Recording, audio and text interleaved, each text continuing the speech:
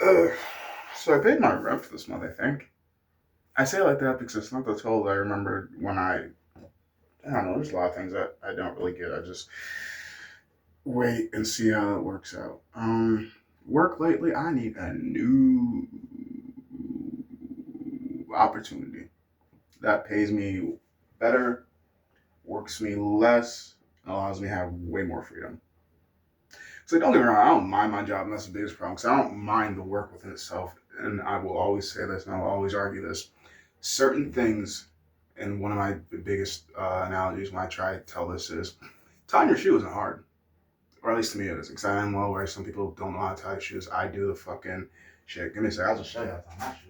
Let me bring this with me. Tying your shoes aren't really that hard. Like once you actually figure out a way that works for you, because everybody has the same way, not the same way, everybody has a way that they do and get to their point B from their point A. Like there's multiple ways to make it to a millionaire. There's multiple ways to get a significant other. There's multiple ways to get married. There's multiple ways. So don't tell me there's only one fucking way to tie my shoe. When I learned a different way to tie my shoe.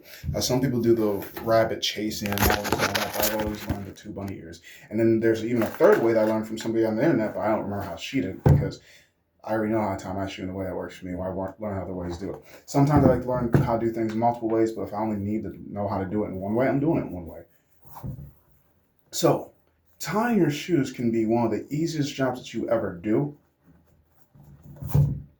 But imagine the whole entire time you're tying your shoes, somebody's calling you stupid. Someone's calling you dumbass. Somebody's calling you jackass. Somebody's telling you to hurry up. Somebody, and that's basically how it is 24/7. The job itself isn't fucking hard. It's pretty damn simple, straightforward. Outside of the fucking dances I have to do is try to communicate with the customers, explain to them, hey, this is a paid service. Hey, we do things by how much space it takes out the truck. I 1,000% believe this is how much space it takes out the truck, and I'm well aware you cannot afford this.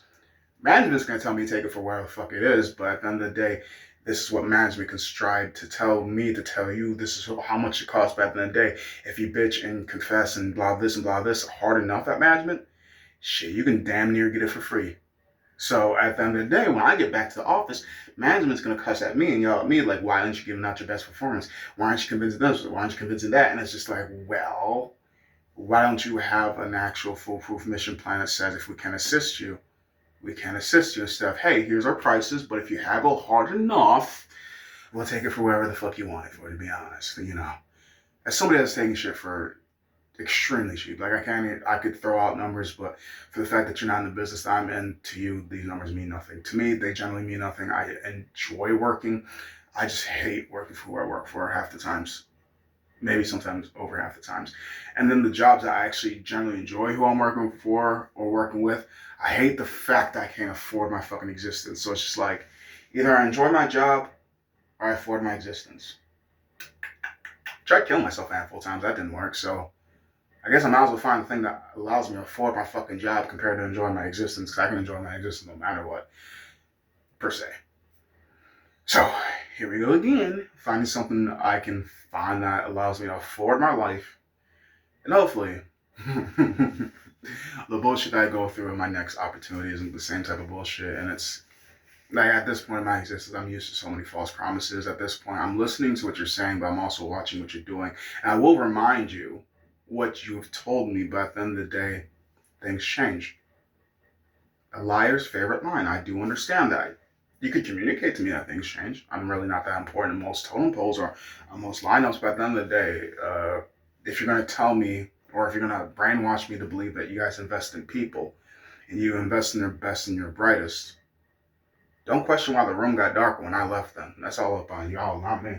I knew where the fuck I wanted to go. I knew how I felt. I knew how I was valued. I'm the type to bitch like a motherfucker. I'm basically a female the way I bitch at work. Bouncing and shit done. So, whatever. I'm not definitely not one of the top performers. I'm a top performer. I'd say probably like in the top 10. There's 30 guys. And I'd put me probably like 7. I'd put me towards the later end of the 10 compared to the 5. But also depends on how you, because like when I think of revenue wise, I put myself at 7. Performance wise and showing up and getting shit done, I put myself higher, but that's a different story.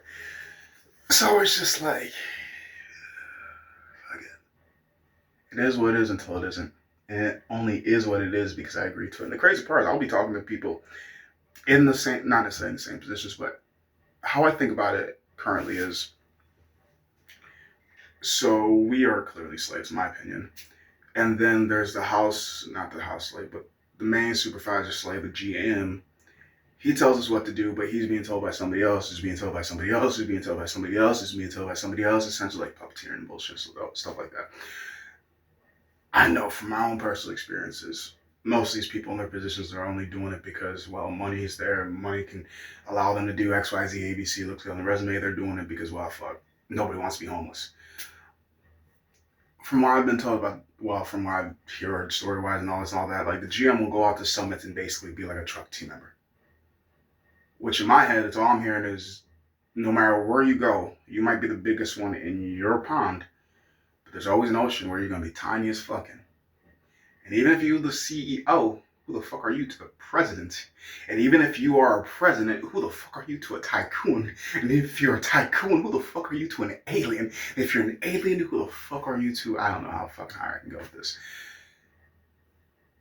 So, me being at the farthest end of the totem pole as a laborer, who the fuck am I to a manager? Who the fuck am I to a CEO? Who the fuck am I to a franchise owner? Nobody. Fair enough. So why do I keep showing up? Pays my bills. Until I acquire more bills due to stress, the pain, the annoyance, the agony. And then what do? You should probably move while you still can. I can. I don't know about you, but the job's a job until it's not. And like I really wanted to stay here till the summertime, but now I'm questioning if I'll even make it to the summertime. And then now I'm thinking like, well, I even make it through the summertime because I'm thinking this is wintertime. This is like slow speed. Shit ain't really chaotic yet. But I feel like with the pressure of just the fucking the weather being as cold as it is, nobody listen, which is all year long. It's not just the winter shit. Trucks being broken all year long, not just the winter shit. Generally no. Like how I think about it is we're told to succeed with no tools to succeed. We get a truck. Does it got gas in it? It might. Does it work? It might. Do I have a gas card? Probably not. Do I have a clipboard? Maybe. Do I have a work phone? Possibly. Is it charged? Maybe. Does it have a charge with it? Do you have a charging port for the truck? You should probably bring one with you. Do we have tools in the truck? Did you check the truck? Do we have a high vest? Probably. Do we have a hard helmet? Maybe. Do we have the tools that we need? That's your job to figure it out as a truck team member. Depending on the day, depending on the time, blah, blah, blah. I'll ransack trucks and make sure my truck's good. But also, there are times that I will switch out between 2 to 3 trucks before I even go on route. So it's like some days I don't even want to ransack trucks. So the first truck I get might not even be the truck I take. So it's just like, ugh. And then I pre-pack myself. Like to me personally, there's just so much shit I gotta do before I even start work. To start work, I'm just like, this don't make sense. How the fuck are we like the quote unquote number one company, and we move like this? It's like saying I'm America, I'm the greatest country in the world, and everybody's enslaved or slept on the streets and shit like that. Like, we only number one in title. We ain't number one anywhere else. Ask somebody that does this shit every day. It's wild. What do you need? I'm more than happy to assist you. I just give me some time and patience. We'll get out of here. I don't know how the fuck we're gonna do it, but I've worked with class. Sadly. I don't know. I don't know where I'm going opportunity wise, but I know now another year here as well as at least for the Ohio branch, third iteration's last iteration. I don't know if I ever leave state, if I go like Wyoming, Arizona, fucking Utah.